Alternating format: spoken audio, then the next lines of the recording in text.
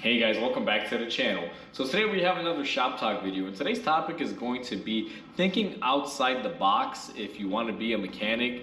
And I'm going to show you guys an example of this and explain what I mean. So before we go ahead and get started on today's topic, if you haven't subscribed to the channel, hit the subscribe button down below. Definitely smash the like button because it helps channel out. With that said, let's go ahead and get started on today's video.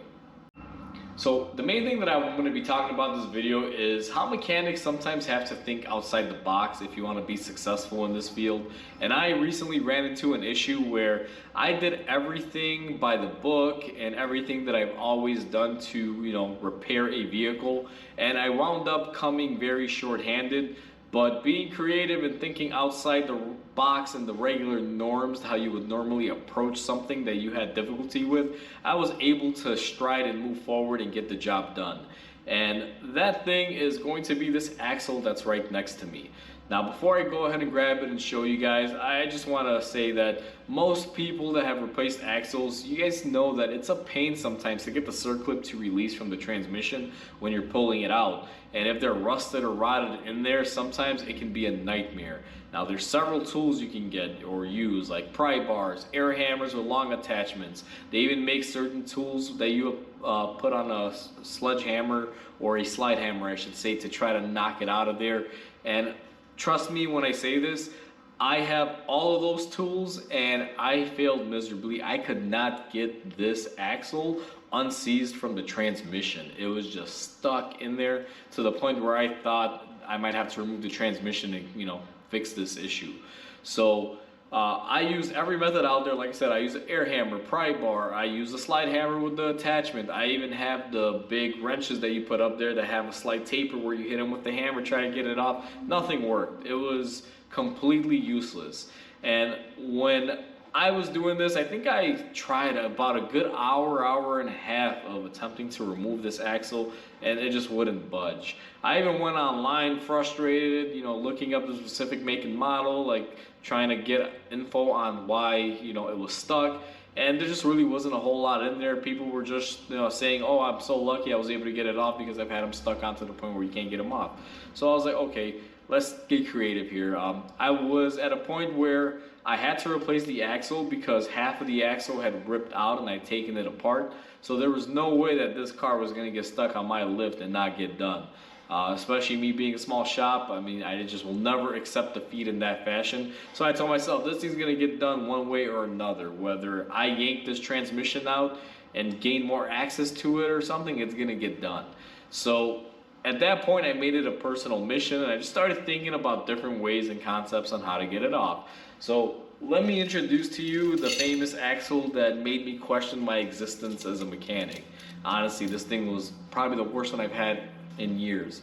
So this is the stub shaft that was connected inside the transmission, and if the camera will pick it up, you see there's a clip there. It looks a little rustic. That thing would not squeeze together to release. It just wouldn't work. Now on the front of the axle, you guys can see all the little marks, all the indentations. I tried, trust me, I did everything.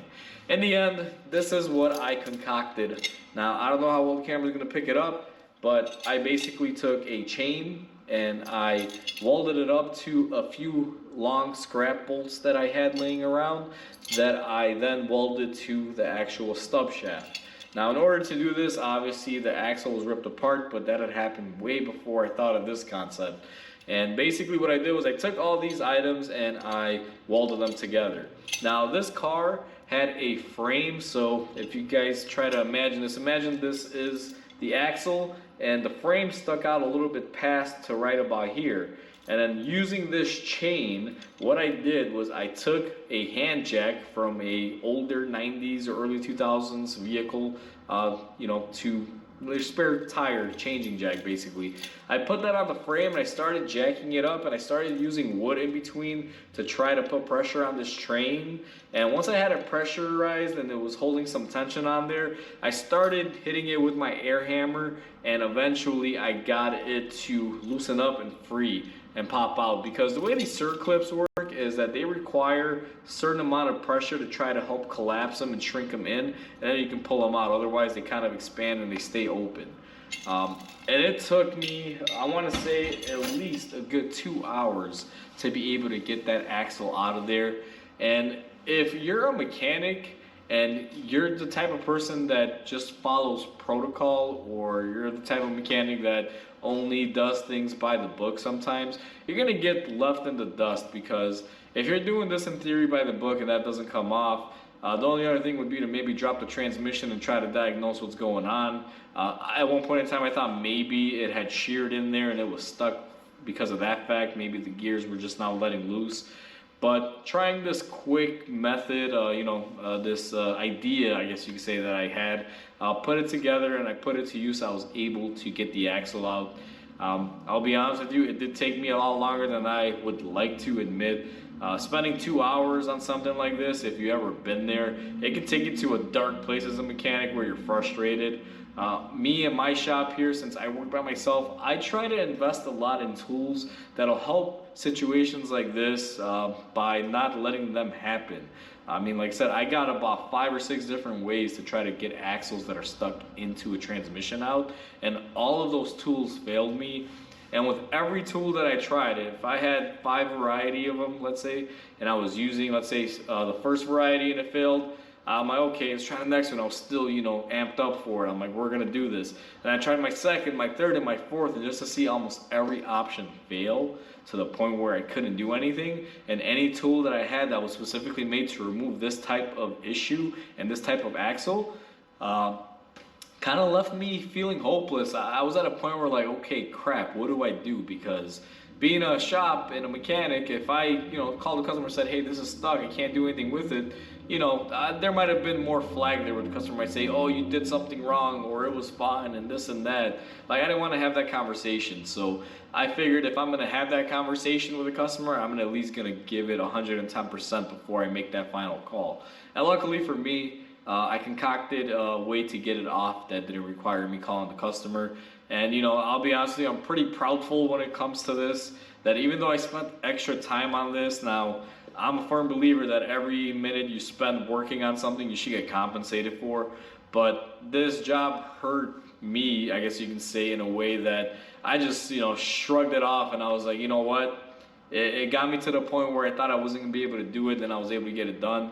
And I just told the customer, hey, the axle was a real pain to get off. I have about an extra 2 hours invested into it, but don't worry, I'm not gonna charge you, because at the end of the day, it was just one of those scenarios where I had to prove to myself I could do it.